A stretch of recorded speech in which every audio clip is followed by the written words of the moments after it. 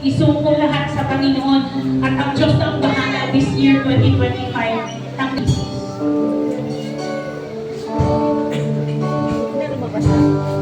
Ito ko po ang dalawang diaconate para sa ating mga sikulo at yung mag-a-assist para mag-bilis po yung distribution.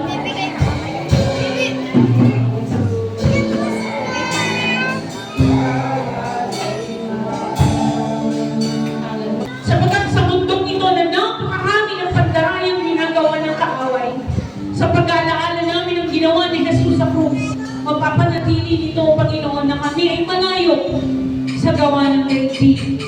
At kami magsisilbing liwanag sa madilim na mundo ito.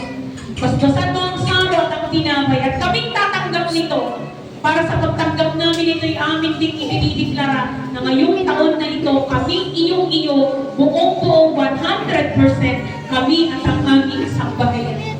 Salamat po Diyos sa pangalan ni Jesus. Distribute po natin.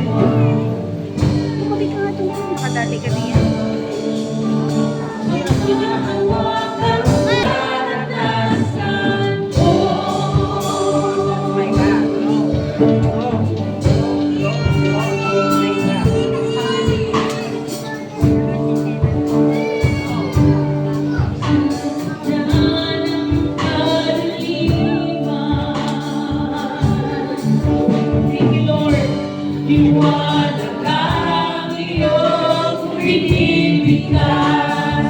Panginoon, nakikita mo po ang para dito sa amin.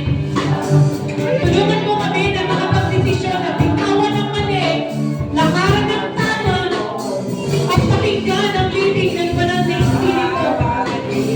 O banal na Espiritu, kami dumadalangin sa iyo. Pangunahan mo kami upang hindi kami lumihis ng hakbang palayo sa Panginoon Jesus.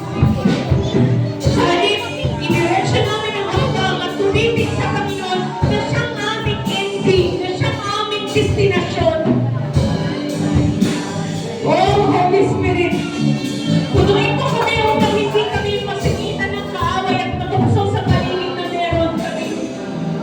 I-preserve mo, Panginoon, ang aming puso, ang aming pananampalataya. Oh, banal na Espiritu, bigyan mo kami ng tamang at tatag. Nabitawan ang mga bagay na hindi mo kalooban.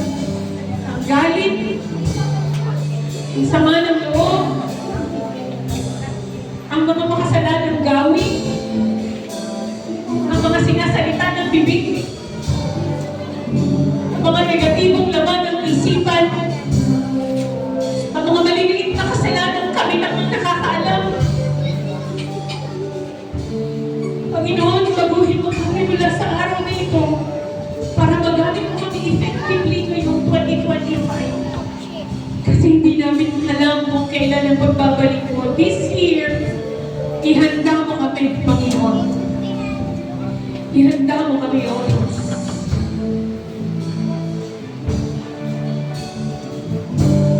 Ihanda mo kami, Panginoon. Hawakan po natin ang ating tinapay. 1 Corinthians chapter 11 verse 23. Ito ang aral na tinanggap ko sa Panginoon at ibinibigay ko naman sa inyo.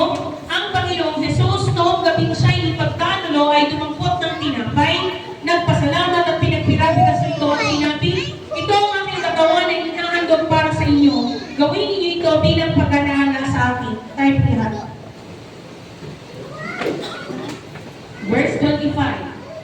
Gayon din naman, matapos maghapunan, ay hinawakan niya ang saro at sinabi, ang sarong ito ang bagong tipan na pinagtitibay ng aking dugo. Tuwing inumin ninyo ito, gawin ninyo bilang pag-alala sa akin. Tayo lahat.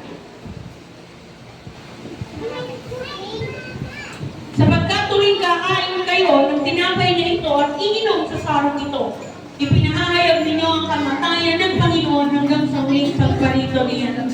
Hallelujah. Thank you, Jesus.